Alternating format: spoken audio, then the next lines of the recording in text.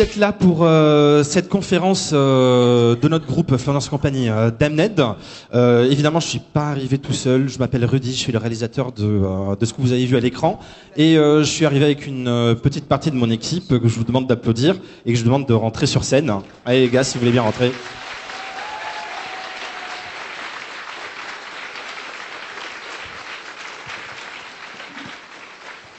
Donc dans l'ordre d'entrée, je vous présente Clémence Perrault qui est actrice chez nous, Romain Boileau, un petit nouveau qui sera acteur aussi chez nous, Laurent Charrier, adepte des couettes et du boudin, qui est aussi acteur, et on finit par le meilleur, Frédéric Austin, acteur et directeur d'acteurs sur la série Flanders Company.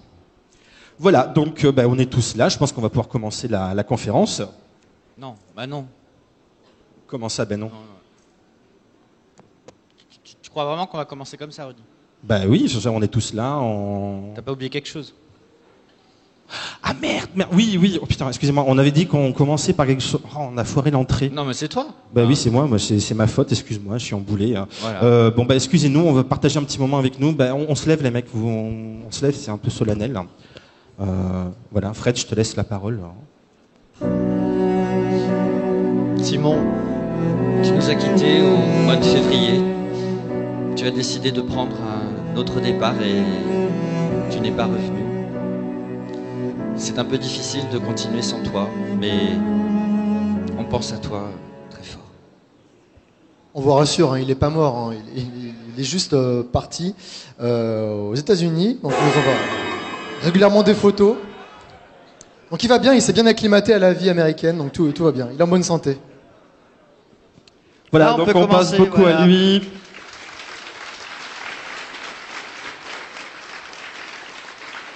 Et je me demande combien de temps on va pouvoir continuer à parler avec sa photo sur le mur. Je pense qu'il faut arrêter. Donc voilà, vous nous avez accompagnés non pas avec ce monsieur obèse en train de prendre son bain, mais avec la Flanders Company, qui est une série de 4 saisons, à la base une web-série diffusée sur le net et sur No Life, et qu'on a achevé il y a un peu plus d'1 an et demi avec la 4e saison. Alors la série est terminée. C'est pas quelque chose de triste, c'est vraiment un choix de l'équipe de terminer avant de faire la saison de trop, cette espèce de petit accident que rencontrent de nombreuses séries, malheureusement, qu'on a tous pu aimer. On connaît tous cet exemple de show qu'on a beaucoup apprécié, et à un moment donné, on fait, ils auraient dû s'arrêter l'année dernière, quoi. Là, c'est moins bien qu'avant, et on avait vraiment cette anxiété, en grand consommateur de séries, en bon spectateur, de pas faire cette erreur-là. Donc voilà, on estime avoir terminé au bon moment. Cependant, les aventures des personnages, elles continuent. On a fait une fin ouverte parce évidemment, on a beaucoup d'affection pour cet univers. On a beaucoup d'affection pour nos personnages et on a beaucoup aimé faire plein de bêtises. Et donc, on s'interdit pas un jour de rejouer avec eux, que ce soit en one shot ou autre chose. Enfin, l'avenir le dira. Et les aventures de nos personnages continuent en BD. On a édité 2 tomes pour l'instant. Des aventures de la Flanders Company en BD avec Todd au dessin et Dreki à la colo et moi au scénario. Donc le tome 2 est sorti en août. Il y a un stand Gilbert Joseph dans la convention, vous pouvez les y trouver, ils y sont. Et voilà, c'est des tomes 44 pages, BD franco-belge classique avec des histoires qui se suivent. Et on a fait le choix de faire une espèce de reboot de la série en racontant une histoire un petit peu alternative. Et évidemment, les DVD sont toujours disponibles chez notre éditeur Kazé. Les 4 saisons, c'est pas du HD, c'est du presque HD. En tout cas, c'est beaucoup meilleur que la qualité que vous pouvez trouver sur Internet. Et à l'intérieur, évidemment, on a mis plein de bonus, de petits trucs de making-of, de bêtisiers, de petites virgules inédites, histoire de donner un petit bonus à ceux qui ont fait l'effort de financer le projet en achetant ce genre de produit et qui finalement finance tout ce qu'on fait ensuite. Voilà. Alors, puisque le projet est fini, évidemment, on pourrait se demander, mais qu'est-ce que vous foutez ici? C'est bon, vous avez terminé, cassez-vous, retournez à vos vies. Mais on n'a pas fini de travailler dans le domaine de la vidéo. Et aujourd'hui au TGS, on voulait vous présenter un faux, vrai, nouveau projet, ou un nouveau, vieux projet. Et ce projet, c'est Damned 7. Alors...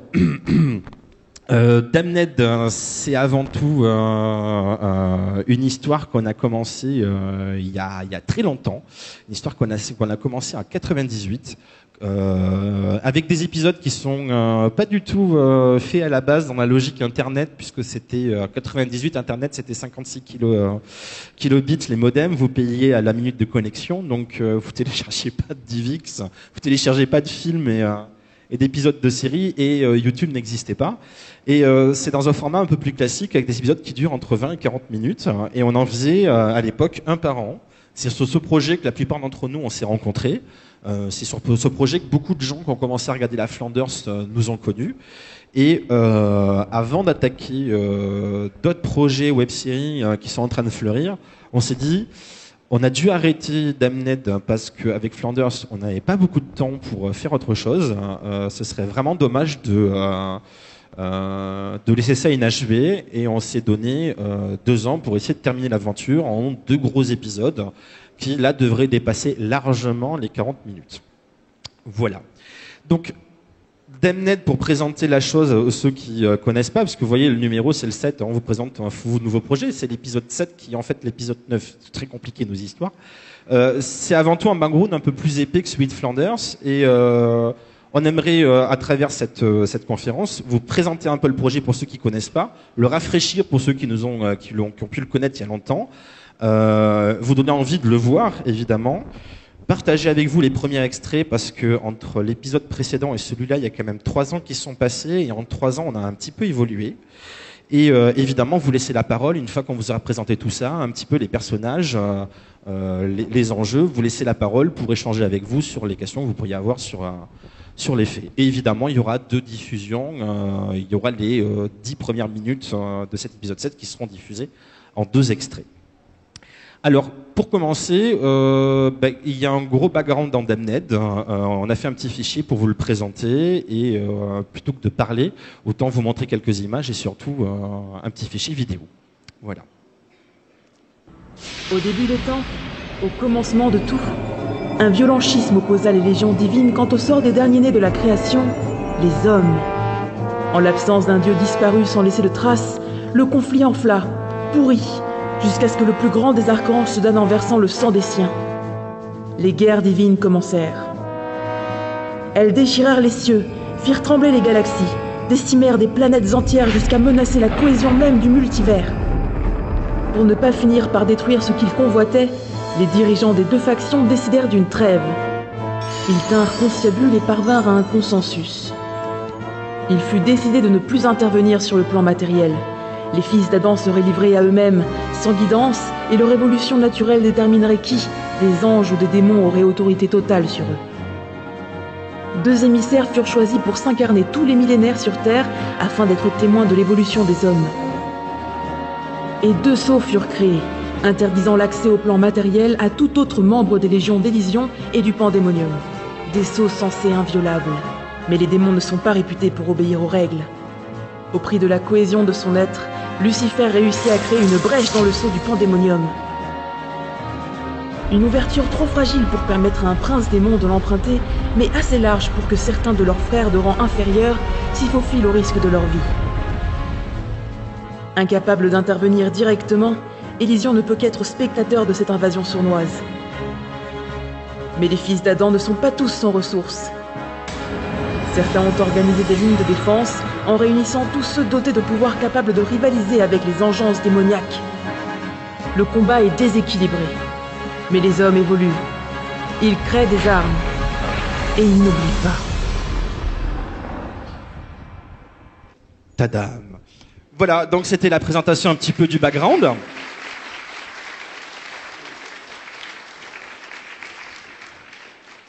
Donc effectivement, pour ceux qui connaissent Flanders, c'est un poil plus prétentieux dans la forme, en tout cas de présentation, dans le fond du background. Maintenant, c'est clair que c'est un projet où on a utilisé un petit peu les mêmes ingrédients que ce qu'on a utilisé dans Flanders Company, à savoir un mélange d'histoire, d'humour, dérision et d'action. Il y a juste les proportions qui sont un petit peu modifiées, où là où Flanders, il y avait énormément d'humour et un petit peu de baston à la fin, on a un petit peu switché, c'est plutôt équilibré sur Damned. Si vous connaissez, et je pense que vous connaissez tous le Visiteur du futur, et que vous voyez un petit peu comment le projet a évolué pour François, au début une blague entre potes, et puis finalement un vrai projet hyper construit, à remettre loin dans le passé, c'est un petit peu ce qu'on a fait sur Damned. Le premier épisode était une espèce de vaste blague entre copains. On a fait ça dans la garrigue avec les cousins, le frangin, les potes d'enfance, sans aucune ambition autre que de se le regarder une fois terminé. Et puis on s'est attaché au projet, on a commencé à l'étouffer, et c'est devenu finalement une espèce d'histoire à continuité au fur et à mesure des années. Chaque année on faisait un épisode, chaque année on le présentait à une convention qui s'appelait Cartoonist, puis à Japan Expo quand Cartoonist a disparu et que Japan Expo a pris le relais. Et de 98 en 2008, voilà, on a présenté un épisode à chaque fois. Donc il y a 2 saisons en gros dans Damned, les 4 premiers épisodes qui sont très rétro, c'est le moins qu'on puisse dire, qui ont été tournés en 98 et 2001, qui présentent une première série de personnages qui disparaissent en quasi-totalité à la fin de l'épisode 4, et on enchaîne sur une saison 2 où là on a trouvé un nouveau trio, un nouveau trio d'héros dont on suit les aventures, et ces personnages-là qu'on suit jusqu'à l'épisode actuel, Damned 7, qu'on est en train de préparer et qui sera l'avant-dernier épisode de la série. Maintenant que vous a présenté un petit peu le projet, on va faire un tout petit topo. On va vous faire un tout petit topo sur les personnages principaux et les organes principaux qu'il y a dans la série, qui ont déjà été introduits. Faisons un topo sur les organes. Sur les organes, oui. Sur les organes des personnages principaux. C'est ça, c'est titre. Voilà, ça fait un peu titre de film pour nous presque. C'est un peu gênant. Je suis troublé.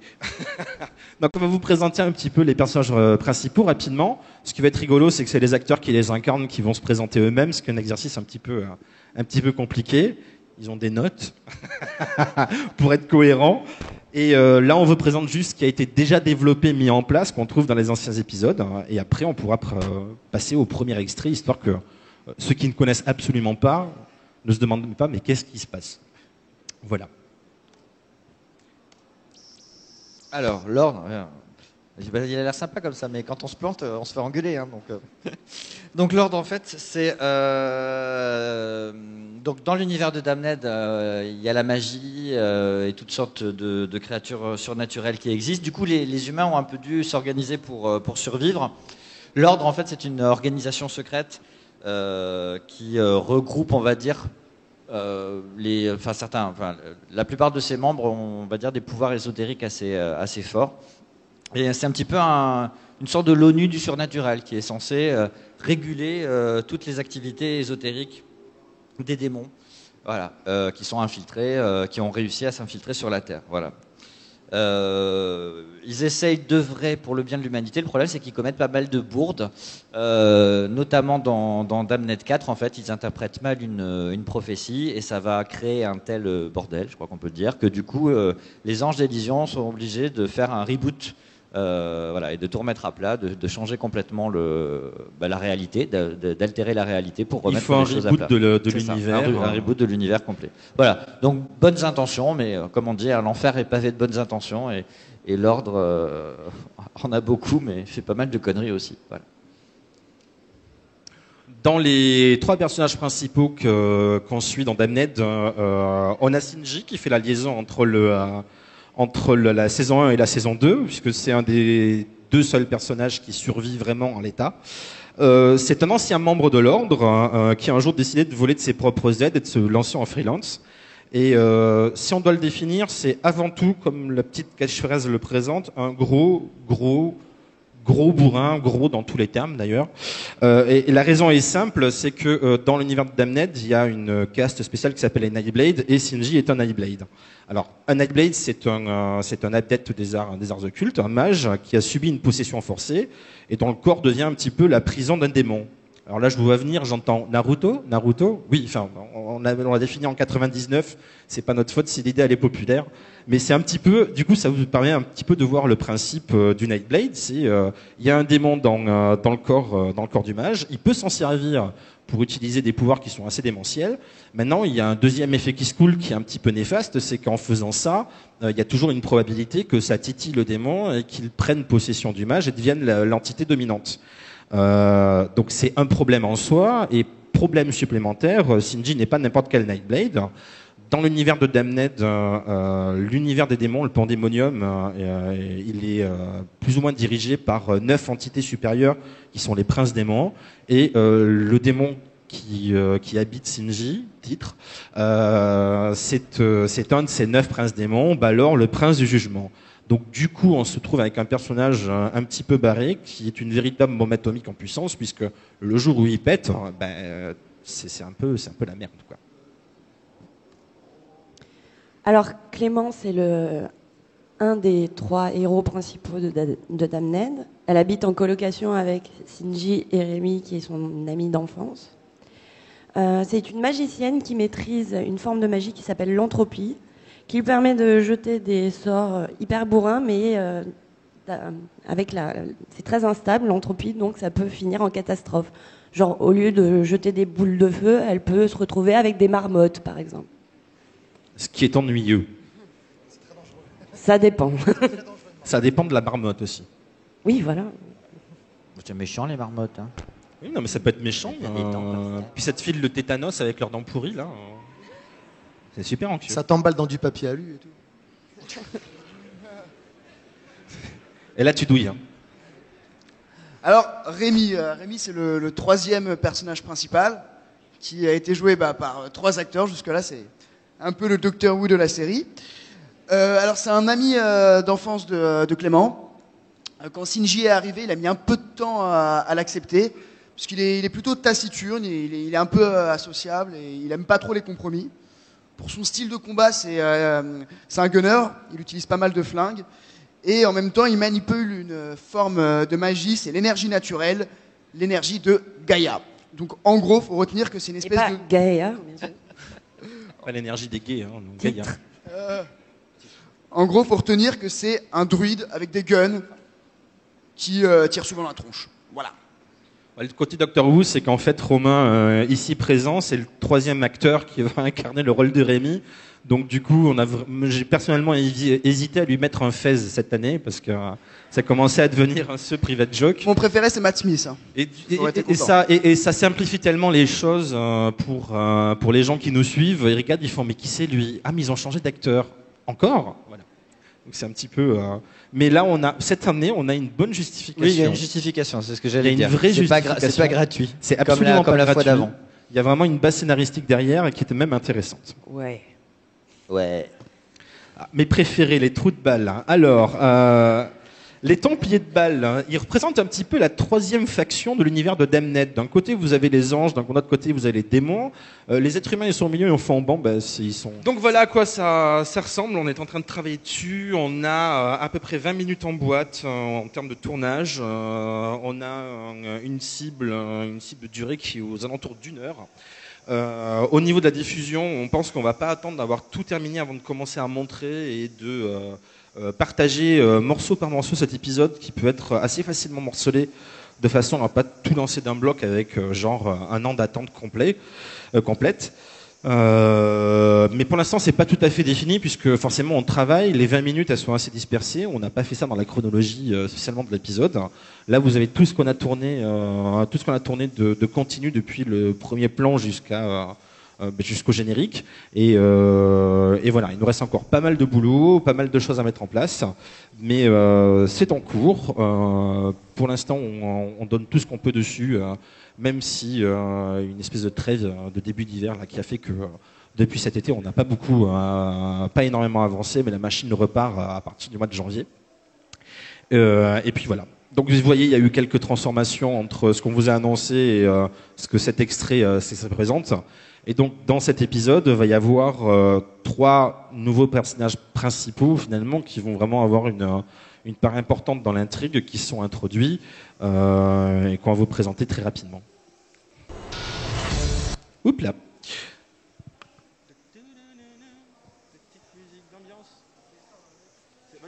Allez, une blague. Alors, que font une carotte et un petit pois quand ils se rencontrent? Et ils font un bon duel.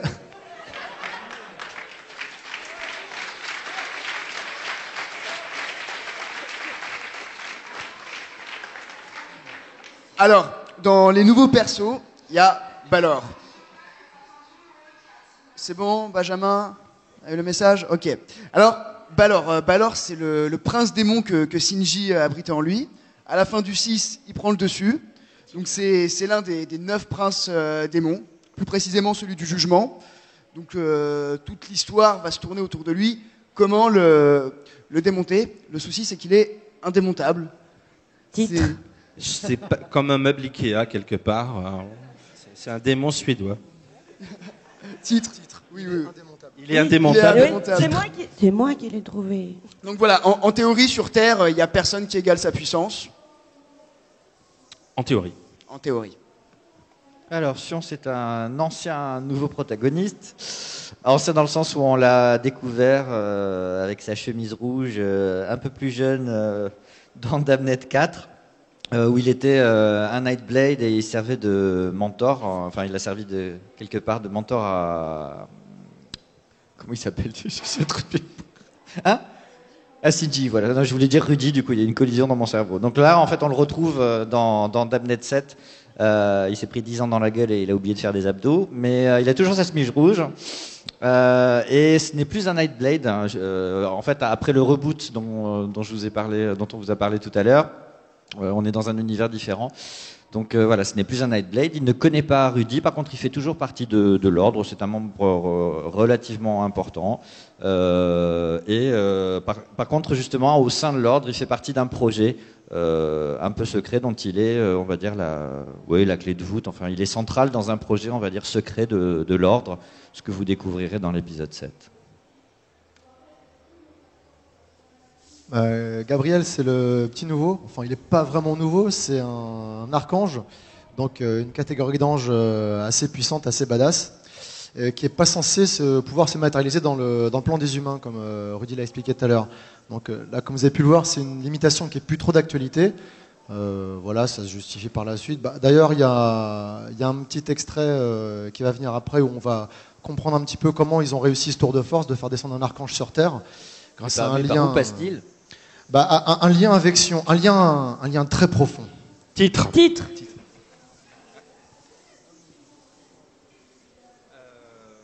Ben voilà, donc il y a un blanc. Il y a un blanc là. Il y a comme un blanc.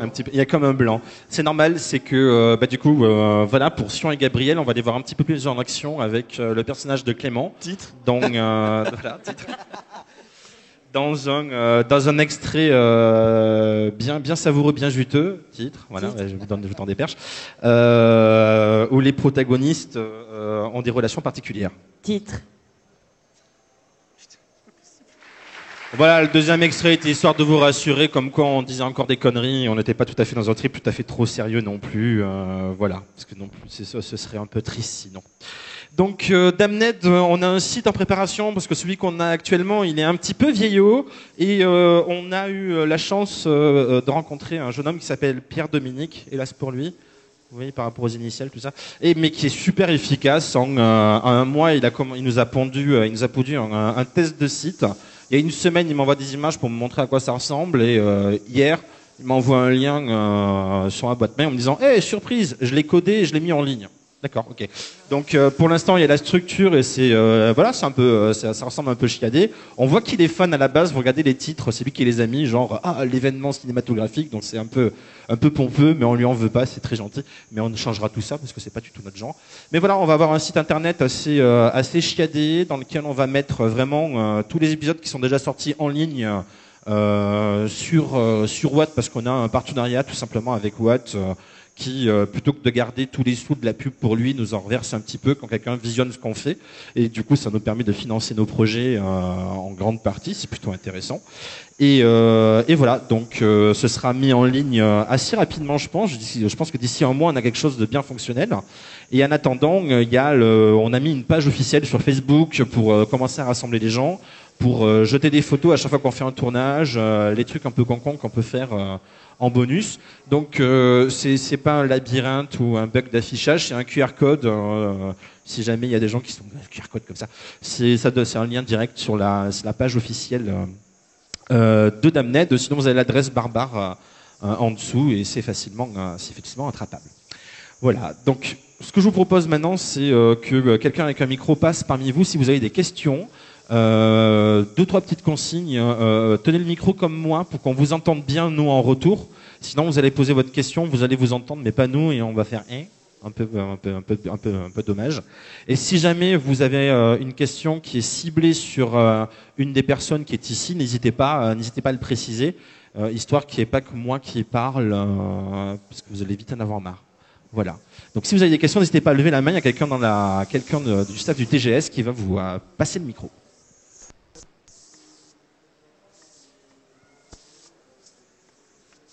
Alors, bonjour. Bonjour. Voilà, je voulais demander, je me souviens plus bien de Damned 4, si c'est bien ça. Justement, à la fin du reboot, il y avait en effet l'ange Gabriel qui est arrivé. Dominique. Dominique. C'était le même acteur parce que j'ai pas l'impression. Enfin, c'est juste pour savoir. Ben, vu que c'était pas le même personnage, non. Ah, c'est pas le même ange. Eh non, c'est pas le même âge. L'ange qui est introduit dans Damned 4 et qu'on voit ensuite s'appelle Dominique. Parce que oui, on introduit des anges. Voilà, on introduit des anges. Titre. Voilà. On aime bien. C'est comme d'un suppôt mais avec des ailes. Et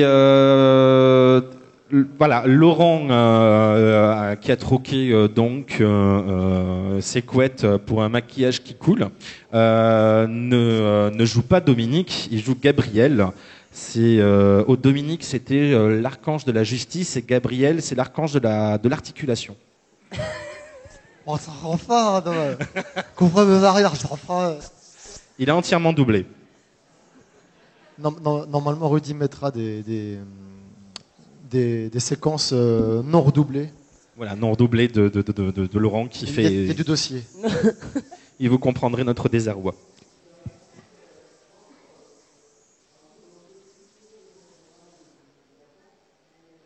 Bonjour.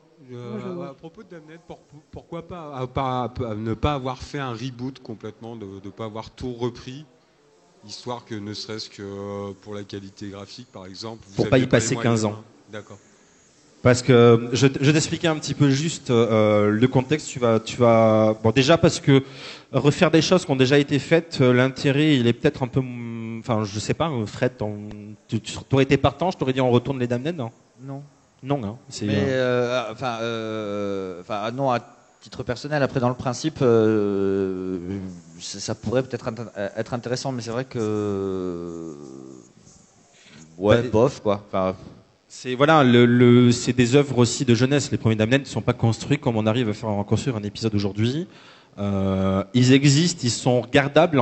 À partir de l'épisode 3, ils sont tout à fait regardables parce que il y a un ton humoristique qui est là avec des vannes qui font encore mouche, même si la réa date un peu. Elle était proprette à l'époque, même si l'image est un peu dégueu regardez ça sur YouTube, c'est pas plus moche qu'une vidéo de chaton, ça dure juste un peu plus longtemps. Et finalement, on peut rentrer dedans assez facilement. Et quand on a avant d'attaquer Damned 7, quand on a terminé Flanders, moi ce que je voulais c'était repartir sur un concept de web-série à la base. Et bonne période de recherche infructueuse, quoi faire après Flanders, hein, le syndrome de la page blanche, une idée qui serait un peu catch comme ça.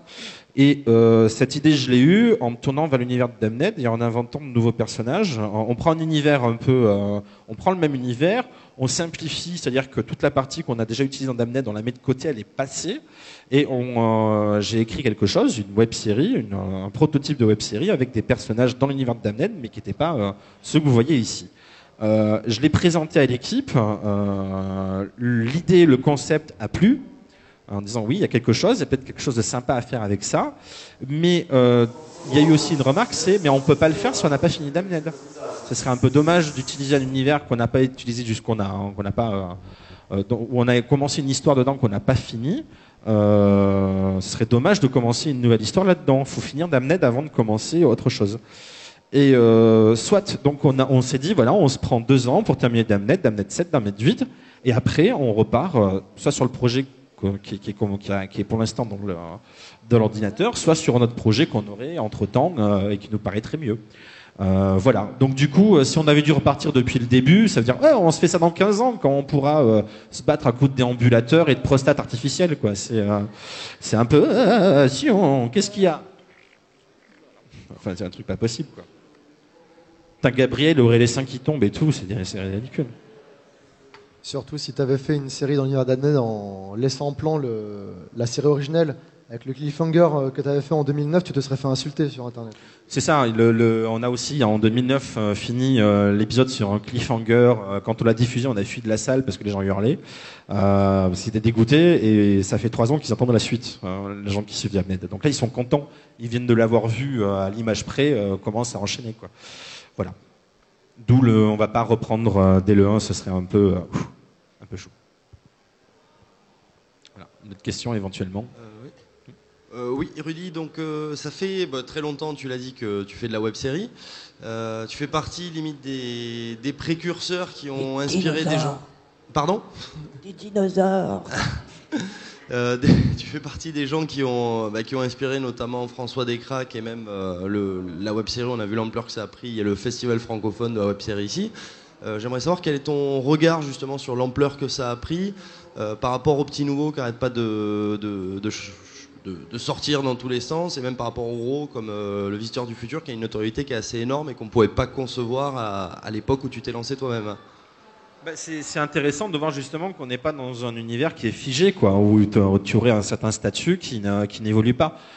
Chaque année qu'on passe dans ce milieu, on se rend compte qu'il y a des évolutions, il y a des passerelles entre l'univers amateur, l'univers semi-pro et l'univers pro qui peuvent être développés. On voit des gens qui commencent avec un état d'esprit comme on a pu avoir en 98 où on s'amusait tout simplement, quoi. On partait entre potes, au lieu de faire un match de foot, on se foutait des nions dans la garrigue et après on mettait des boules de feu en 3D dégueu dessus, quoi. On s'amusait. On voulait pas être vu, on s'amusait. Le fait d'être projeté à l'époque où Internet n'existait pas, c'était pas possible. Et on voit que des gens qui commencent comme ça peuvent prendre une orientation professionnelle dans le milieu et devenir des cadors et produire quelque chose qui, enfin, a le label Made in France, mais tu te mets dans ton canapé, tu le regardes et tu fais « Ah, j'ai l'impression de voir une série ricaine, quoi ». Ça fait plaisir. J'ai des personnages, j'ai envie de ils me plaisent. Il y a un jeu, c'est jouer, c'est pas l'école Julie Lescaut. Il y a autre chose que des flics ou des femmes médecins ou des femmes avocats ou des Allemands anciens nazis qui boivent des bières en attendant de je sais pas quoi. Putain, il y a une vraie production française et ça fait plaisir parce qu'il y a eu pas mal de choses comme ça, pas mal de projets pro qui se sont lancés et puis qui ont disparu et qui n'ont pas créé de niche genre Kaamelott. Quand Kaamelott est sorti à la télé, je me dis ça y est, c'est bon, le geek est à la télé, il est sur M6, il sera sur TF1, sur France 2, et on se rend compte que non, il y a eu un créneau, ça a fait des sous, M6 tant que ça a fait des sous a suivi, et une fois que la série s'est arrêtée, puis il n'y a rien qui a pris le dessus, quoi. Il y a Scène de ménage. Je critique pas la qualité de Scène de ménage, mais par rapport à l'univers, ça me correspond beaucoup moins, quoi. On est dans un truc casual qu'on a déjà vu 25 000 fois.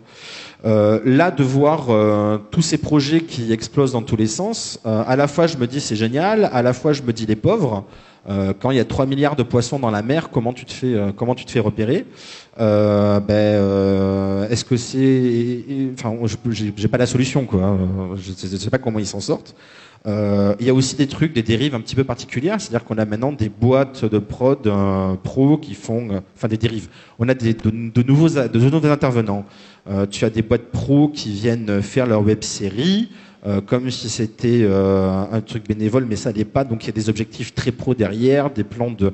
Il y a plein de nouveaux trucs qui se forment et qui sont intéressants à voir évoluer. Mais finalement, il n'y a pas encore grand-chose qui se détache du lot, parce que soit il y a trop de choses à regarder, soit finalement le web est commence à être un peu saturé.